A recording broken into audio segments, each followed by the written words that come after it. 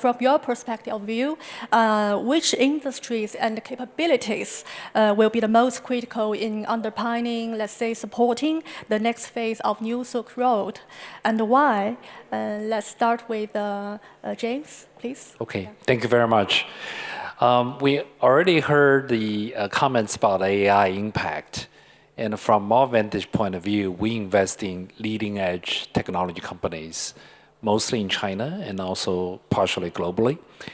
And we do have seen tremendous value being created.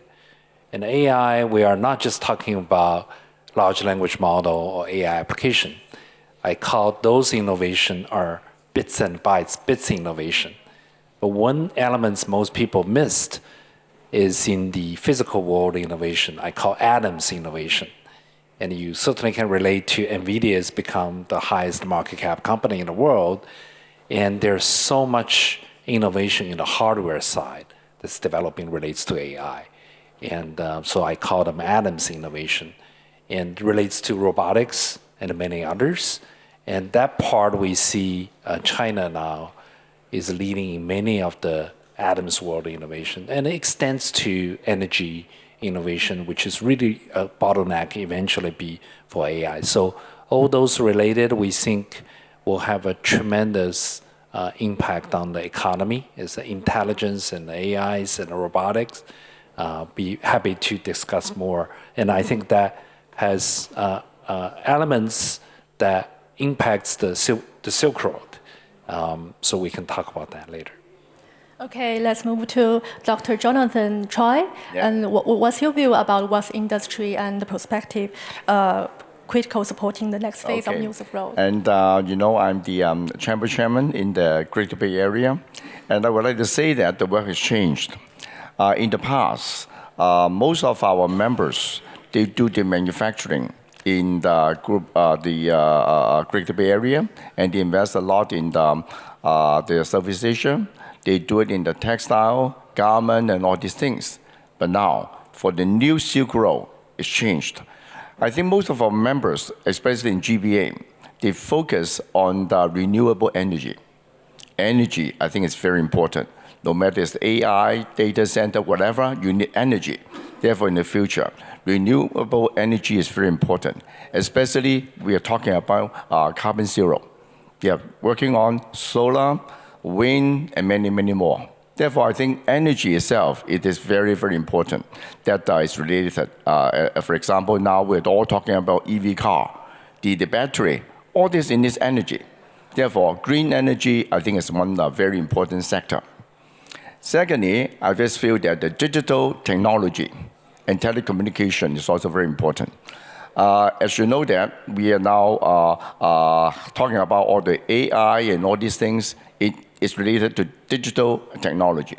And the new things that we are talking about is Azerbaijan, they're talking about the optic fiber cable. And also we are talking about the satellite. All these are related to digital technology and also telecommunication. Therefore, this is another sector that I would like to mention. The third one, you know that the GBA now is the so-called world factory in the past. And actually is upgraded to so-called advanced manufacturing and automation. In the past, it is we need thousands and thousands of workers. But now in GBA, it's changed. Not many workers. They don't have the light, no toilets in the factory. Therefore, this is called automation robot that we're working on. Therefore, these three sectors, I think, is the new industry that our members in the GBA are working on. That's my comment. Okay, we talked about the key factors like AI, the energy, and so on. And so how do you think, how can innovation in advanced manufacturing, life science energy, and the digital technology be expanded across the region and different countries? Let's start from James. Yeah. AI is a very interesting innovation that most actually, our VC fund actually have 5 new LP investors, our 5 sovereign wealth funds. And their comments to me was they see US and China are the leaders for AI.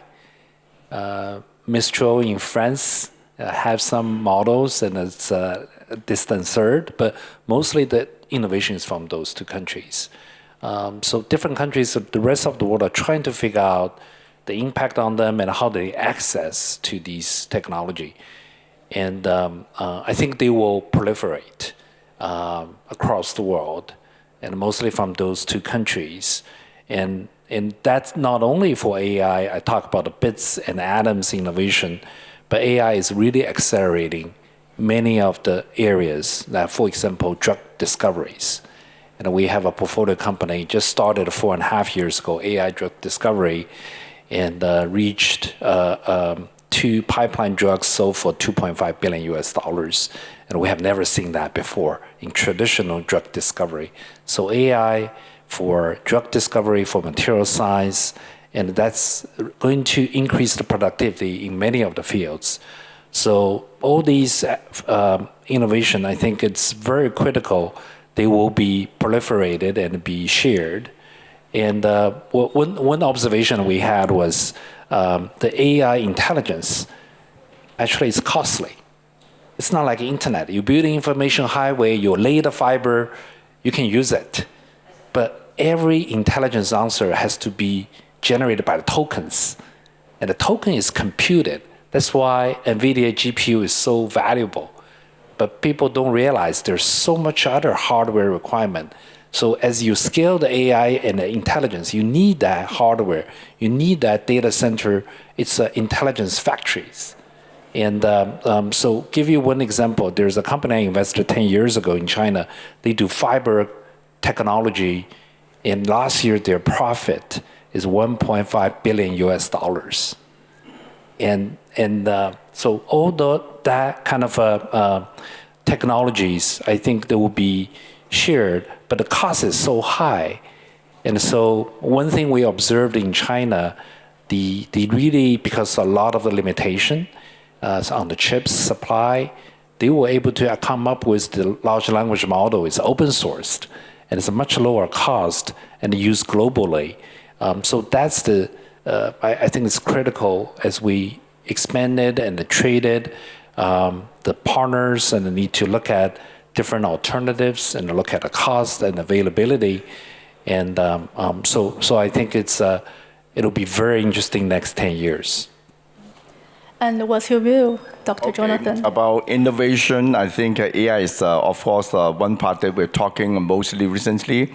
Besides that, I think for the industries, the automation is also very important. Automation also related to the robots. There are many robotic equipment doing in many parts of Chinese factories. And I think besides the innovation, one important for the industries is the supply chain. And you should know that if you have only one factory, if you not have a very good supply chain, it doesn't work. For example, a factory from China coming to Dubai alone, it doesn't work.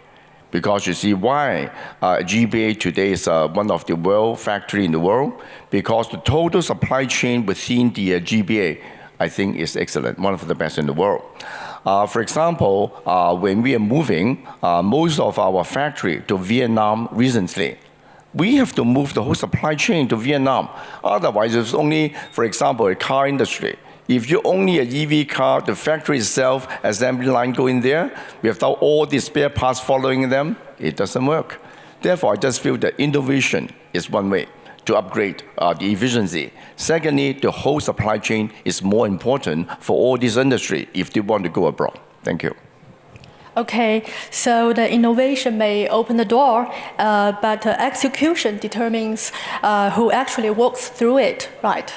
And so how much does execution's capacity really decide the long-term successful of business? Now let's start from Dr. Jonathan. I think for the execution, I think you need to work closely the technology and also the implementation of all this. As you know that for the factories, if we do it all by alone, it doesn't work. For example, the government, the government policies, especially in China today. If you have some new type of factories, they give you a lot of preferential policies, therefore the government. Secondly, you need the technology that we just mentioned to upgrade your industry. And thirdly, how, if you got all this, how to implement it. Therefore, execution for all this, I think it is, you need to be all in one rather than you do it alone. Okay. And how do you think, James?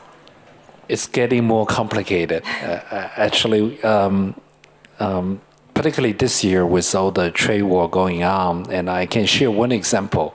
We invested the leading technology company in US. They do smart electrical vehicle-based RV called recreation vehicle. And they are number one now in US. And they do assembly and in the Fremont factory next to Tesla factory in California. But part of it actually supplied in China.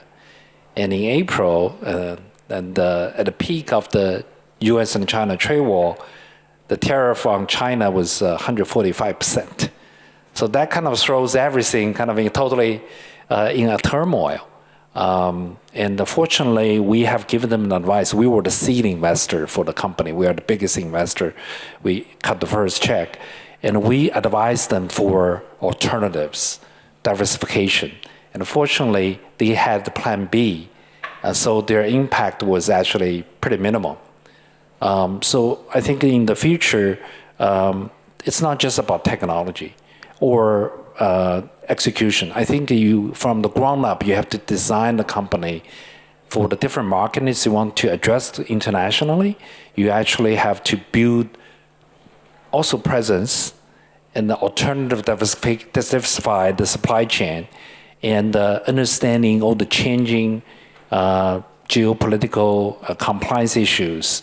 And it's very critical that the founders of the business actually have to have that mindset and also have investors and partners have that experience to help them. Otherwise, it will be very difficult to operate. But that's also opportunity. Okay, so execution is one side of the balance. The other is resilience, right? We know that companies today are growing in a world shaped by the geopolitical tension, the regulation shifts, and the market uncertainty. So how do you think can growth staying strong, becoming more without becoming more vulnerable for business? Yeah. I think the world today is a bit how can I say, a bit sensitive, you know, especially between the trade war between China and US. Therefore, for the companies, not only in China or Hong Kong, everywhere, we need to look for the new market. In the past, of course, we focus more in US and Europe. But now, I think we have to find the new emerging market. For example, like in ASEAN countries, like in the Gulf countries, even Africa or South America. Therefore, diversification is one important thing. But if you diversify, if you go global, every country's the rules and regulations are different. Therefore, how you can work closely with them is another issue. Therefore, I just feel that, for example, going to UAE, we need to work closely with the local. It's very important. We need to understand each other because the rules of the game, especially the law, the practices are different. How we can respect the local culture, the local rules of the game, that is very important. For example, we are from China. You cannot use our way to work it in Dubai. It doesn't work. Therefore, I just feel that we need to work closely with the local. And secondly, according to my experience, they just don't want to buy only from you. They want you to also set up your factory, your assembly line there. Don't just do the assembling. They want the transfer of technology. They just want you to have more to be there so that you become local. Or hopefully one day, your product have a UAE brand name. That's what they want. Therefore, I just feel that how to have the win-win situation is, if you want to have the market, we need to work to the local so that every people feel happy and also it can be looked for the long term. Thank you. Okay, thank you. And James, how do you think business can grow, staying strong in such an environment? Yeah, uncertainty. I totally agree with Mr. Tsai's comments. And I think this is the playbook for China too.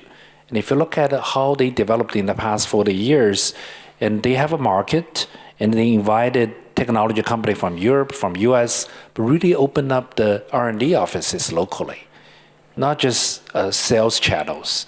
And that ultimately, you need to build the talents.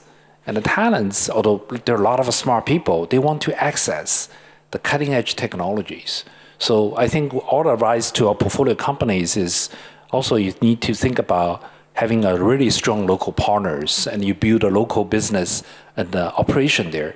And we talk about the manufacturing, and we even think about having some development centers, not for core engineering, because you may not have the talents at the beginning, but localize the product for the market.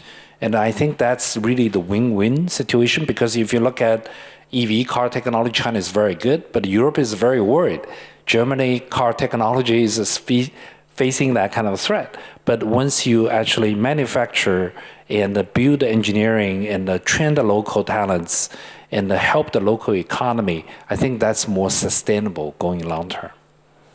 Okay, so we've talked about what companies can do, and the economic corridors are bigger than any other companies or any other firms.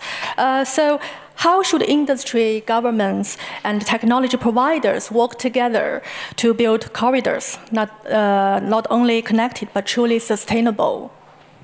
I think if the industries go to invest, to build factories themselves, it is much simple. It's easy to just consider what they are going to do in those countries. But building the economic corridor is two different things, because I just learned a lot from Azerbaijan and Turkestan and all this. We are building the new Silk Road. The central, the north, and the south, and all this is across many, many countries. I think the geopolitical situation is one of the main concerns. Therefore, the industry, they can have capital, expertise, they can do whatever they want. But if it's not backed up by government, it doesn't work. Therefore, the partnership between the government and the entrepreneurs is very important. For example, let me quote you a successful example, like the Pakistan corridor. You know, Azerbaijan just mentioned that China have an economic corridor from all the way to Karachi. I think it's very successful because Pakistan has good relation with China. Therefore, the investment is well protected. If not, you know, many things happening in the news. Panama, you know, second Australia and Darwin. All these are happening. If it's not backed up by the government, I think all this company will be in big trouble when it's facing political challenges. Because a company in front of a government, it doesn't work. They just change the law, they change the rules of the game suddenly. How can you do it? Therefore, you need to be backed up by the government so that economic corridor can build. Because we are not talking about only one factory. We're talking about economic corridor. It's a big thing that according to the new Silk Road. Thank you. And James, how do you think how industry, the governor can build a corridor? Yeah. Well, this is a little bit beyond our kind of expertise. We actually think from a private company perspective, certainly you want to choose countries and markets and partners that's long-term and stable. And I think UAE, and it's particularly, is very, very good.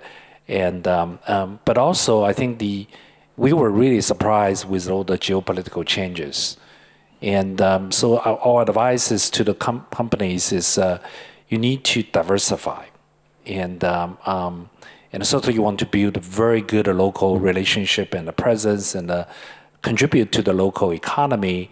But we have companies actually now, factories in China and in Southeast Asia, opening up in Texas, in US, and sometimes through different headquarters. The China business, it's a separate headquartered business in China, but talking in US, you actually have to totally different entities. But with that, I think it's less efficient, but actually it's more business actually for different regions because you need to ensure your supply chain resilience. Okay, and I have another question for the China and the UAE cooperation. We know that Dr. Jonathan Choi, last year July, you led a delegation to visit UAE. And how do you think, which areas do you think China and the UAE can collaborate on? I think since our President Xi Jinping visited the UAE, I think the whole situation, especially the relationship between China and UAE and the Gulf countries, has been changed. Therefore, after this visit, all these Chinese companies, I think they're very interested to invest and do business with the Gulf countries, especially UAE. I myself am from Hong Kong. Therefore, we just feel that Dubai is very similar to Hong Kong. We feel there's Hong Kong in the Middle East. Therefore, I like Dubai very much. Especially when I go to the IFC, I feel I'm in Hong Kong. That's why I think for China itself and Hong Kong, I think we are very close with UAE and especially Dubai. And what we are doing is I can represent two sectors. One, I'm from Hong Kong. Secondly, I'm from China, Hong Kong. Because, I represent the GBA, the Yangtze River Delta area, the Jing-Jin-Ji, and many more. I got more than 10,000 members all over China coming into it. Therefore, just 3 years ago, I established a new chamber in Dubai. It's called the Chinese General Chamber of Commerce, UAE, supported by the Foreign Ministry and the Chinese government. And the reason why we did it, we want to unite all the Chinese entrepreneurs in the UAE, so that they can work closely with China. In the past 1 year, in 2025, we received more than 100 delegations from all over China, not only from Hong Kong. Hong Kong is small, but the whole China is big. They have different industries, SOE, private enterprise, all coming in UAE. Therefore, I just feel that we can work closely with traditional business, like construction materials, garments, and all this, and at the same time, all the new energy products, EV car, and even the flying, the drone, all these are coming in. Therefore, most of the products from China today, they would like to get into the market in the UAE. And also, UAE got money. We want you to invest in China. For example, we have so many technology products opportunities. Business is two-way, not only one way. Not China invest here. We want you also invest in China. That is one thing.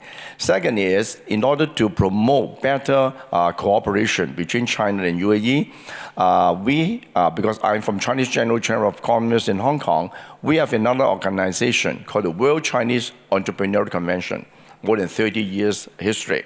Last year, we did it in Macau. 5,000 entrepreneurs all over the world from China came into Macau, KL, and Bangkok in the past 2 years.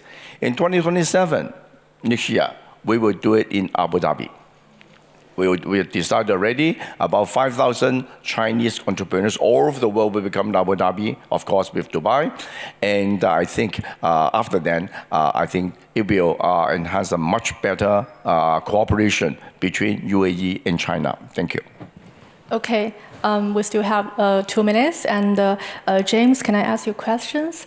We have a conversation. You said you have a very extensive investing, like Meituan, Pinduoduo, which is like Kita. Kita is very now popular in Dubai. And how do you see the investment expectation of the Middle East? Yeah. I actually lived in Jordan for 1 month, actually 3 years ago, and I actually had a talk with all the top entrepreneurs in Jordan, and I feel that there's so much potential.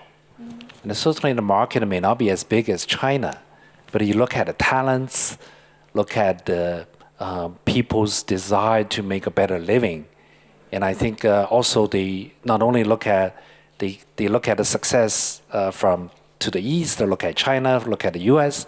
I think there's so much potential.